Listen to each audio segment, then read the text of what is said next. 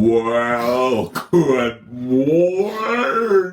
I had to do that, folks. Good morning. This is Pastor Dave coming to you live and in person from my office here at Christ Lutheran Church. And the reason that I started out with that was I talked about this at a few minutes with Pastor Dave a couple of months ago, and unfortunately, Paul hit a button on his recording system that put it into slow motion. And so every word that came out of my mouth was, yeah. And so we decided we probably couldn't show it back when it was originally aired. It didn't work too well. No, it didn't work well at all. So we decided that we'd do it again. And I'll kind of just give you a little bit of the story of this. It was about 2 or 3 days before Christmas Eve. And my sister Deb and my niece Sarah came down from Benson just for a visit because I hadn't because of the COVID and everything, I hadn't seen especially my sister Deb for months and months, and so it was just kind of fun to have them here just for an hour or so. But she came with a Christmas present for me, and I was a little wondering what this is all about, because we don't give Christmas gifts back and forth, haven't for probably 50 years or so. Well, anyway, what she brought me were 3 old church plates. And she said, you might as well have these church plates. So we talked for a little while, but I'm going to show you a little bit about these church plates. And I've got the first one up here. The first church you see is a church called Jevnacher Lutheran Church. This was a congregation that my great-grandparents on my mother's side started. And so I have great-grandparents and grandparents and aunts and uncles and that all buried at this church.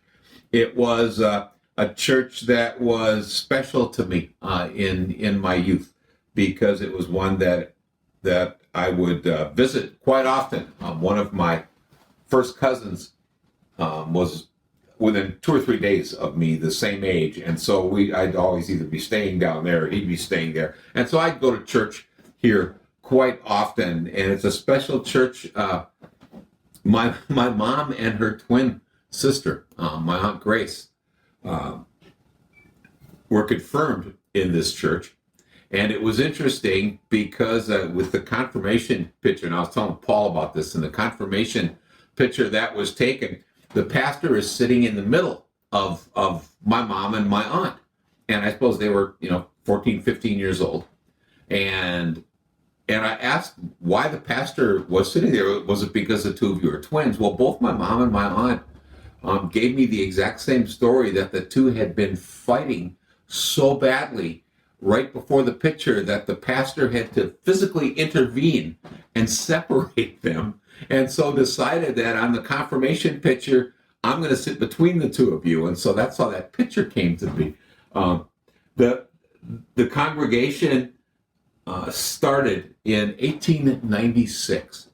It was burnt to the ground in 1912 because of really 2 reasons. Number one, it caught on fire, which is a pretty standard reason why a church would burn down.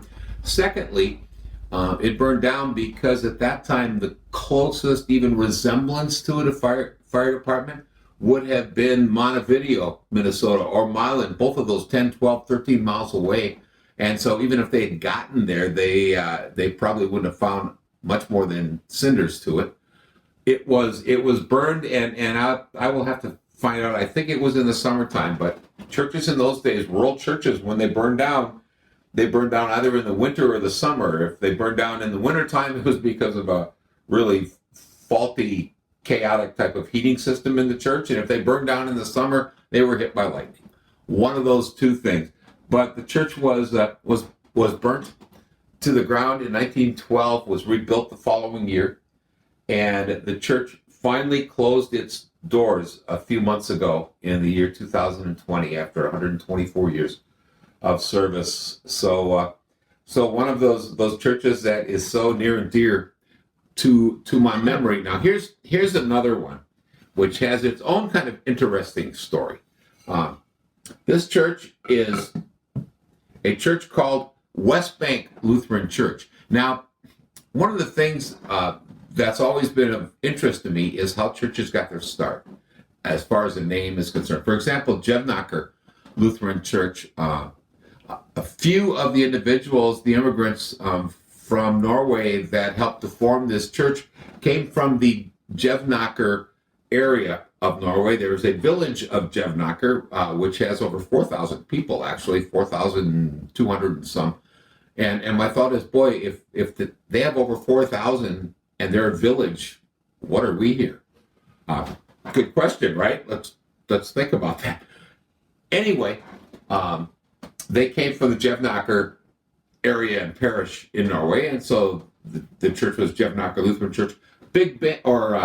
Or this church, West Bank Lutheran Church, you would think got its name because it was on the west bank of something. There is a creek by West Bank Lutheran Church that has probably been there since the inception of the church.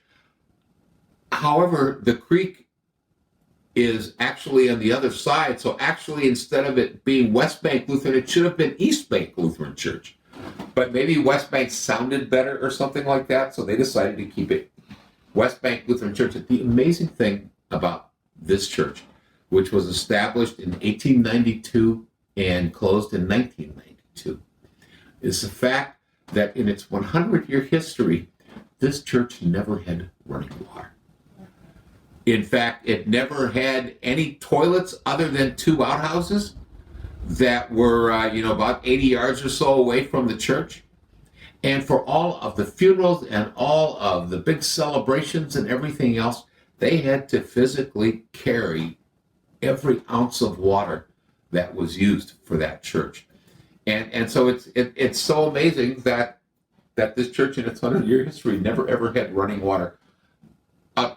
Outside of the fact that some of the people, if they had to quick get the water in, maybe did run to put it down there. But that was a church for a much more special reason for me, because it's here where I learned the great stories of faith. This is the church that had those years in my Sunday school life that I still won't forget. I was in Sunday school with 2 twin girls, Jeannie and Janet Sanders, and the 3 of us, together with my aunt who taught most of the classes, taught me the great stories of the Bible, and really helped to shape my faith. And it was an incredible church and an incredible memory. I'm going to share one more church with you, and this church is a church called Big Bend Lutheran Church, and it's in rural Milan, Minnesota. Now, they got the name right for this church because the church is built about maybe 40 yards away from a big bend in the Chippewa River.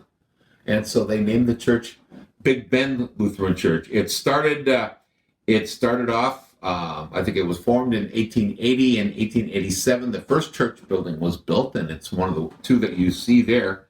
And then the new church, and I love that because they still call it the new church. The new church was built in 1950. And so their brand spanking new church is in itself 70 years old or more. But this church was fun because it was at this church where I began confirmation. Confirmation, kids, you'll enjoy this. I was going to be going to the former church, which was West Bank Lutheran Church, but it would only be 2 of us, because the Sanders twins had moved to a different church, and one other person had come in. So there was going to be 2 of us. And I thought, I want more people than that. So I kind of convinced my mom and dad into becoming members of Our Redeemer's Lutheran Church in Benson, Minnesota. And so I went from what would have been a class of 2 people in confirmation to a class of 65 people. So, didn't have to worry about getting called on all the time and things like that. But I did my first year of confirmation there, and it was another time in my life because it was the church that started that aspect of my life, and it was at that time that the call to the ministry came to me as well. So I just wanted to show you, it was such a fun hour or so when my sis and my niece were here, because we got to talk about some of the things. She did send me one more plate, and I've got to show this to you.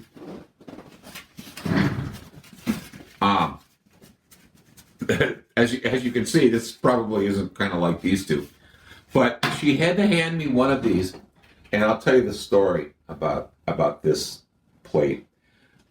One of my aunts, Aunt Leona, was a member of Hendricks Lutheran Church, the first one here.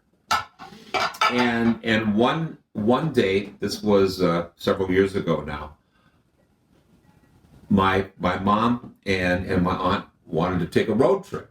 Well, their road trip was, let's drive around to the old places where we lived in the country and to some of the old churches and things like that. And so that's what we did. I think I drove them around an entire day, and we never got more than 40 miles away from Benson. I mean, it was one of those things. Well, anyway, we're driving around, and they're talking away, and my sister and I are there. No, actually, it was Janelle and I.